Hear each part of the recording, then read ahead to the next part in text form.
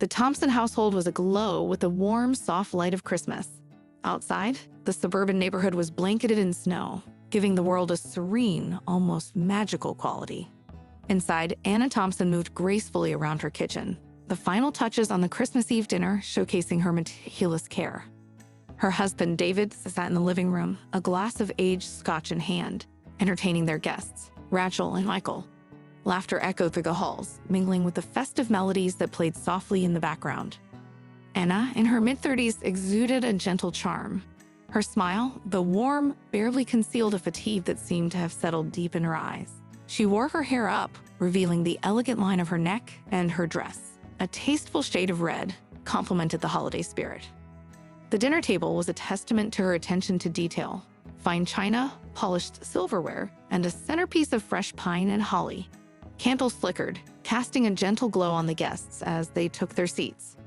David raised his glass to a perfect Christmas Eve with the best company one could ask for. His voice, confident and clear, filled the room. Rachel and Michael echoed his sentiment, their glasses chiming in a merry toast.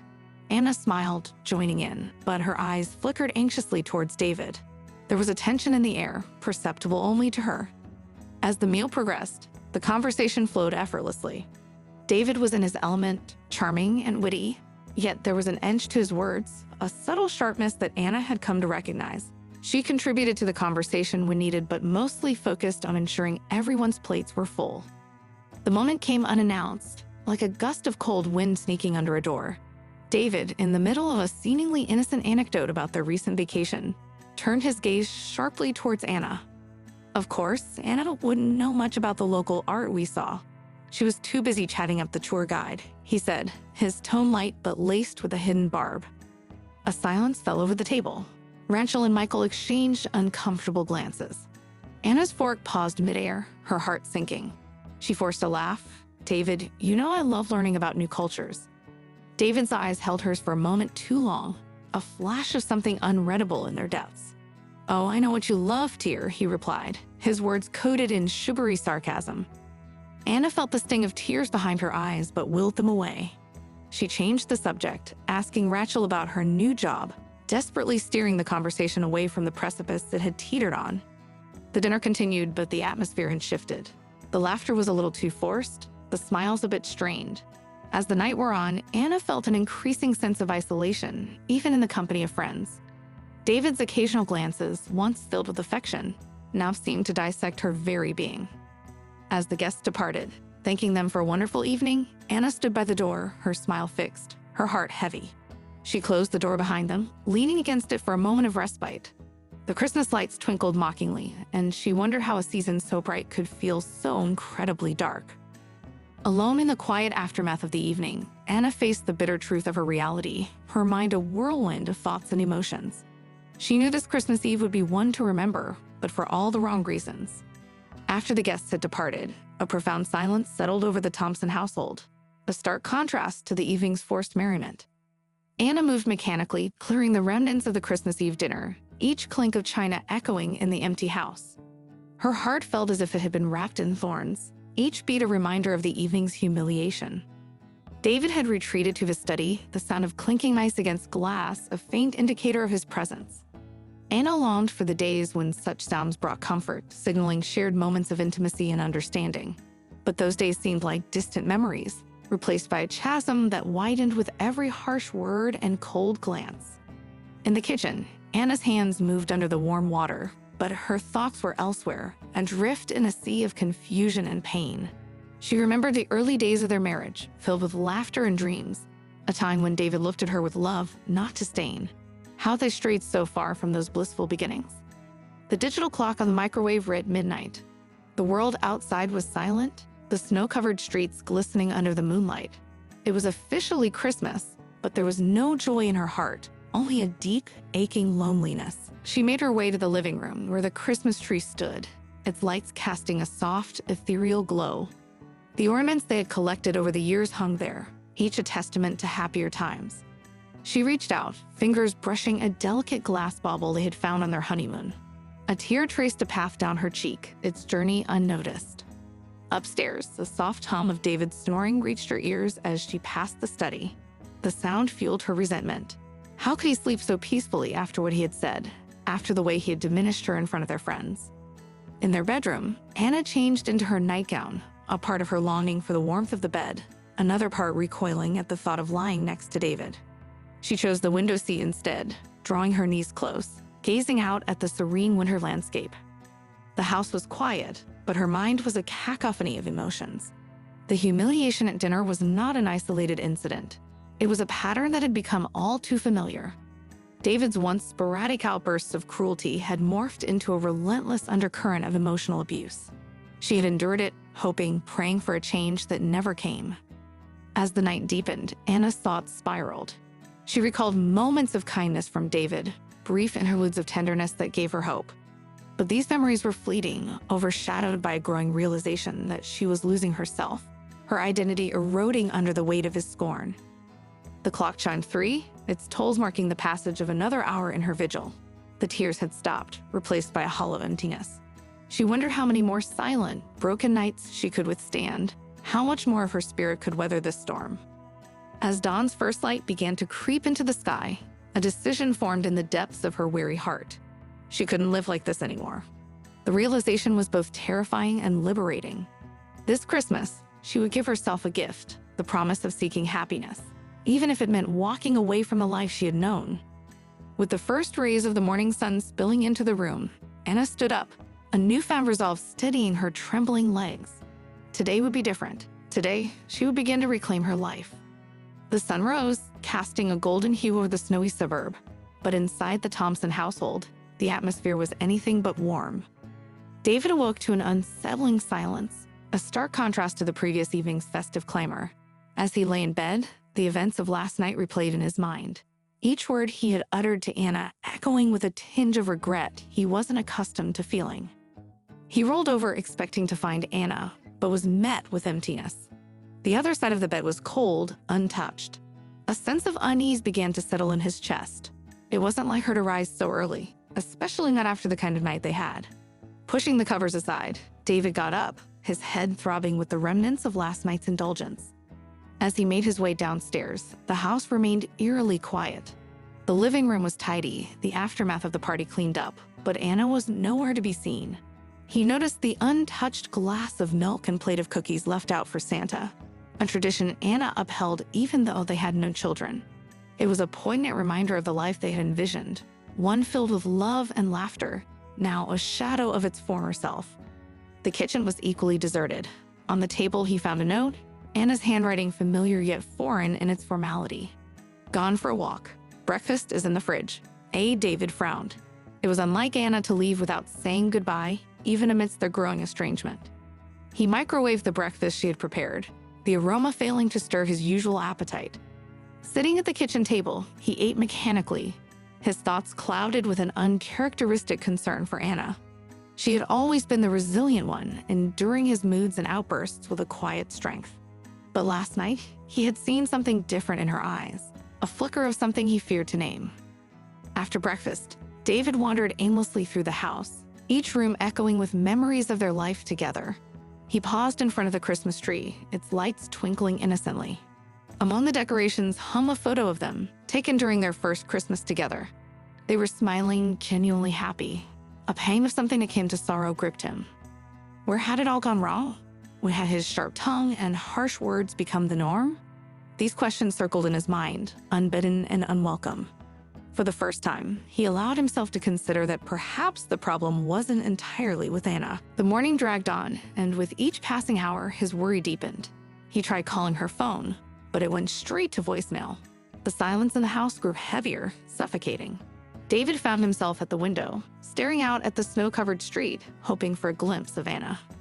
By afternoon, there was still no sign of her.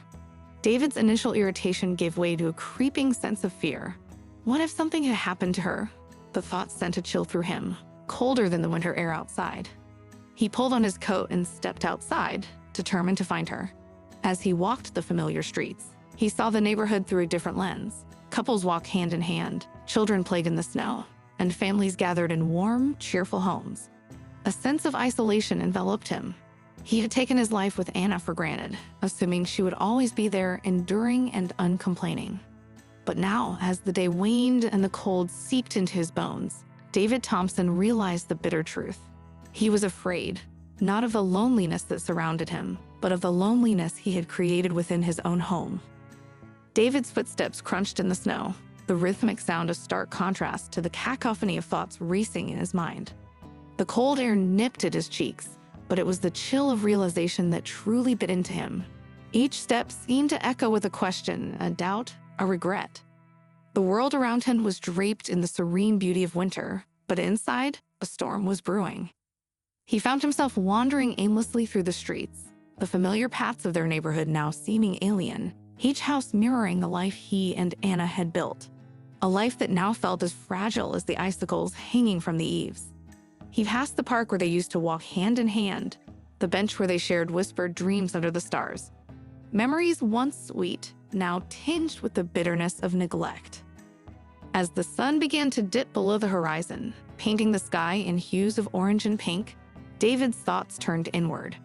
For years, he had prided himself on his strength, his ability to control and command. But in this moment of forced introspection, he saw the fragility of his facade. He had mistaken fear for respect, obedience for love. In his pursuit of perfection, he had silenced the one voice that had always spoken to him with nothing but love and honesty. The images of last night's dinner played before his eyes, the way Anna's face crumpled under the weight of his words, the hurt in her eyes that she tried so valiantly to mask. It was a look he had seen before, but chose to ignore, dismissing it as sensitivity, a failure to understand his intentions. But now, faced with her absence, the truth was undeniable.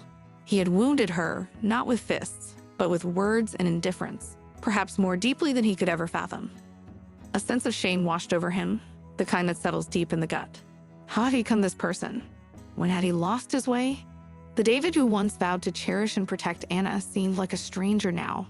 He realized with a clarity that shook him that he had been chasing an illusion of success and power, blind to the cost it exacted on his most precious relationship. As nightfall draped the neighborhood in darkness, the festive lights twinkling from the homes around him seemed to mock his loneliness. He thought of Anna, her kindness, her enduring patience. She had been the warmth in his life, a constant flame that he had taken for granted, and now, in her absence, he felt the biting cold of his own making. Returning home, David found the house as he had left it, silent and empty. He wandered through the rooms, each one echoing with the ghost of a happier past. He paused in their bedroom, the unmade bed a testament to their fractured lives. Sitting on her side of the bed, he picked up her pillow, the scent of her perfume lingering. It was a reminder of what he stood to lose, of what he'd already lost. That night, David lay awake, staring at the ceiling. The house was no longer a home without Anna. It was just a shell, as empty and hollow as he felt inside. In the silence, he made a decision. He couldn't change the past, but maybe, just maybe, he could mend the future. It was a faint glimmer of hope, but in the darkness of his despair, it was all he had. The morning light streamed through the windows, casting a warm glow on the cold silence of the Thompson household. David sat at the kitchen table, a cup of coffee untouched before him. His eyes were fixed on the phone, willing it to ring with news of Anna. But the silence was unyielding, amplifying his growing sense of desperation. He replayed the events of the past few days, each memory a sharp stab of regret. The dinner, the harsh words, her tear-streaked face, it all culminated in a haunting void that now filled the house. He had to find her, to apologize, to make things right. But where could she be? His first stop was Rachel and Michael's. The drive over was tense, each red light an agonizing pause in his urgent quest. When he arrived, Rachel answered the door, her expression a mix of concern and weariness. "David, we haven't seen her," she said before he could even ask. "But you need to know, she was really upset that night. Whatever happened?" Her words trailed off, but the implication was clear. He had pushed Anna too far this time. "Thank you," David muttered, a hollow feeling growing in his chest. He knew he should say more, apologize for what they had witnessed. But the words wouldn't come. Instead, he turned back to his car, his mind racing. Next was Mrs. Wilson, Anna's elderly neighbor. She had always been fond of Anna, often chatting with her over the fence or inviting her in for tea. As David approached her door, he noticed the Christmas wreath hanging lopsidedly. He straightened it out of habit before ringing the bell. Mrs. Wilson opened the door, her eyes widening in surprise. "David, is everything all right?" He explained his search, the worry evident in his voice. She invited him in, her own concern growing. "I saw her the day after Christmas," Mrs. Wilson said, her voice soft. "She looked so troubled, poor dear. Said she needed some time to think and asked me to feed the cat. But she didn't say where she was going." David's heart sank. Even Mrs. Wilson, Anna's confidant, didn't know her whereabouts. He thanked her and left, feeling more lost than before. The rest of the day was a blur of phone calls and visits. Friends, family, anyone who might have seen Anna. But each conversation ended the same way, with no clue to her whereabouts. As the hours passed, his worry turned to fear. What if something had happened to her? What if she didn't want to be found? As night fell, David returned home defeated. The house was dark, the festive lights from the neighbors' houses shining mockingly through the windows. He wandered through the rooms, each one a reminder of Anna. Her books on the shelf, her coat hanging in the hallway, her art supplies scattered on the table. Each item was a piece of her, a piece of the life they had built together. In the living room, he paused before the Christmas tree, its lights casting a soft glow on the ornaments. They had decorated it together, a tradition they both cherished. Now, it stood as a symbol of his failure, of the joy he had extinguished with his own hands. David sank to the floor, the weight of his actions pressing down on him. He had driven Anna away, the one person who had stood by him through everything. In his quest for control, he had lost the most important part of his life. Tears streamed down his face, a mixture of fear, regret, and a newfound resolve. He couldn't give up. He would find Anna no matter what it took. He would apologize, make amends, do whatever was necessary to fix what he had broken. The journey would be long and difficult, but he had to try. For Anna, for their love, for the chance to make things right. David's search for Anna had not only become a journey through the physical spaces of their shared life, but also an exploration into the emotional landscape he had long neglected. The following day, with a sense of determination mingled with apprehension, he ventured to places less familiar, guided by the stories and insights of those whose lives Anna had touched. His first stop was the local community center where Anna volunteered. The building, a cheerful structure painted in vibrant colors, always seemed to echo with laughter and lively chatter. Today, it was bustling with activity, with children darting about and volunteers organizing activities. He approached the front desk, feeling conspicuously out of place in his business attire amid the casual warmth of the center. The woman behind the counter greeted him with a smile that faltered slightly upon recognizing him. "Hello, I'm looking for Anna Thompson. I was told she volunteers here," David said, trying to sound casual.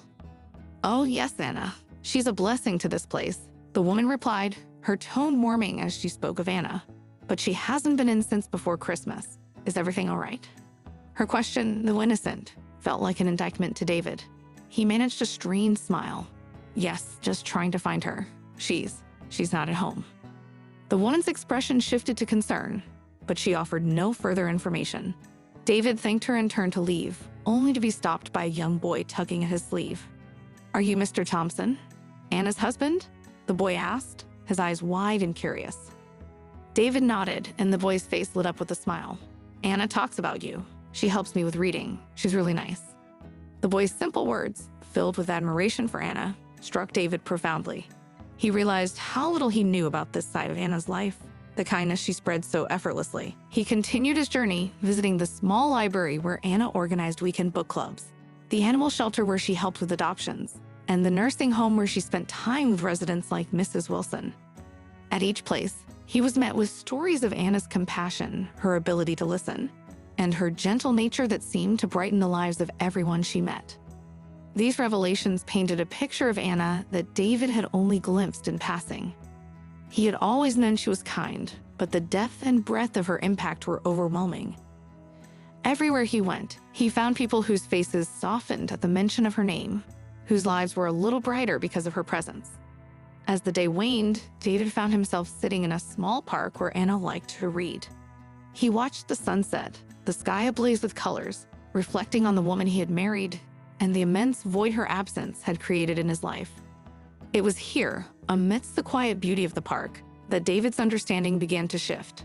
The search for Anna had started as a desperate attempt to rectify his mistake, to bring her back into the orbit of his life. But now it was transforming into something deeper, a profound appreciation for the person she was, independent of him, and the realization of how much he had failed to see and value that. As the first stars appeared in the twilight sky, David made a silent vow. If he found Anna, he would not just ask for forgiveness. He would strive to truly know her, to appreciate her, and to support her in all the ways she supported others. And if by some grace she chose to stay with him, he would ensure that never again would he take for granted the quiet strength and boundless kindness of Anna Thompson. The night air was crisp, carrying with it the remnants of winter's chill.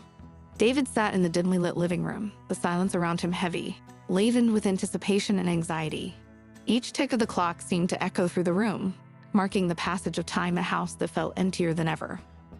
Then, without warning, the sound he had been longing for yet dreading, the turn of the key in the lock, the creak of the door opening, and the soft shuffle of footsteps. David's heart raced as he stood up, turning towards the doorway. Anna stood there, her silhouette framed against the dim light of the hallway. For a moment, they just looked at each other, the years of shared life, love, and pain hanging between them like a tangible force. "Hannah," David finally whispered, the word a plea, a hope, an apology. She looked weary, yet there was a resilience in her eyes that David had not seen before. She didn't move closer, and he didn't dare step towards her, respecting the space she put between them. "I needed time," Anna said softly, her voice reflecting the turmoil that had been her constant companion these past days. "Time to think, to breathe, to understand what I want and need." David nodded, a knot forming in his throat. "I've been searching for you, talking to people you've helped, touched. Anna, I never realized how little you knew about me." Anna finished for him, a sad smile touching her lips. He felt the sting of her words, knowing they were true. "Yes, I'm sorry for everything." Hannah sighed, moving slowly into the room, her gaze drifting over the familiar surroundings. "I've always loved this house," she said, more to herself than to him. "But I felt like a ghost in it, invisible and unheard." David felt a pang of guilt, understanding now the depth of her loneliness. "I want to change that, Anna. I want to be the husband you deserve, but only if you're willing to give me that chance." Anna looked at him, her eyes searching his face. "I saw a different side of you these past few days, through the eyes of those you spoke to. They saw someone trying to change, someone capable of caring." David took a cautious step forward. "I am trying, Anna. I know it's not enough to just say it. I need to show you every day." They stood there, in the heart of their shared life, the distance between them filled with the weight of unspoken promises and uncertainties.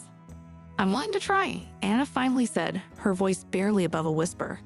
"But David, we can't go back to what we were. We need to start anew, build something healthier, stronger." David's heart swelled with a mixture of relief and resolve. "Whatever it takes," he promised. "We'll go to counseling, work on communication, on understanding each other. I want to know all the parts of your life that I've been blind to." Anna nodded, a fragile hope flickering in her eyes.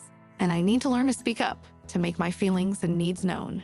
We both have a lot to learn." As they stood there, the gap between them seemed to lessen, not just in physical space, but in the chasm of their emotional disconnect. It was the beginning of a journey, one that would require patience, effort, and a willingness to embrace change. David reached out his hand, an offering and a request all at once. Anna hesitated, then slowly, her hand met his, a tentative bridge over the troubled waters of their past. In that small gesture lay the seeds of a new beginning, a chance to heal, to grow, and to rediscover the love that had once brought them together. It was not a promise of a perfect future, but a commitment to face whatever lay ahead together. The sun broke through the horizon, casting a warm, golden glow over the suburban neighborhood. It was a new day, a symbol of the new beginning that Anna and David had tentatively embarked upon. The world outside was waking up, and so was their hope for a healed future. In the kitchen, Anna prepared breakfast, the aroma of coffee and pancakes filling the air. There was a simplicity in this act, a return to normalcy, yet everything felt profoundly different. David watched her from the doorway, noticing the way her hair fell over her shoulder, the gentle curve of her smile as she flipped a pancake.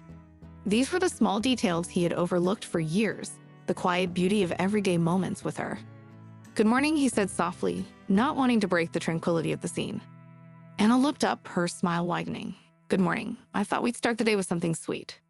David walked over, taking a seat at the kitchen table. "It smells amazing." "Thank you, Anna." As they ate, there was an ease between them, a gentle dance of conversation and shared glances. They talked about mundane things, the weather, the plans for the day. Yet beneath the ordinary was the extraordinary fact that they were talking at all, truly communicating. After breakfast, David suggested a walk.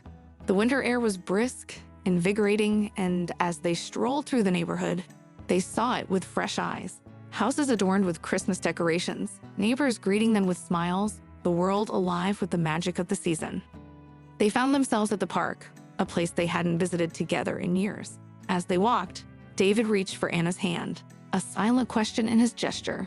She hesitated, then her fingers intertwined with his, a small but significant affirmation. Sitting on a bench, they watched children play in the distance, their laughter a sweet melody in a crisp air. "I've been thinking," David began, his voice tentative, "about how we can make this work. Counseling, of course. And I want to be more involved in the community to understand the world you've been a part of." Anna nodded, her eyes reflecting the bare trees and the clear blue sky. "And I need to learn to express myself more, to not keep things bottled up. We have a lot to unlearn and even more to learn." David squeezed her hand gently. "We'll take it one day at a time. No rush, no pressure. Just us, learning to be us again." As they talked, their conversation delved deeper, exploring fears and hopes. They discussed the possibility of joining community projects together, of hosting gatherings not as a show of status, but as a celebration of togetherness. The sun climbed higher in the sky, its rays casting a warm light on them.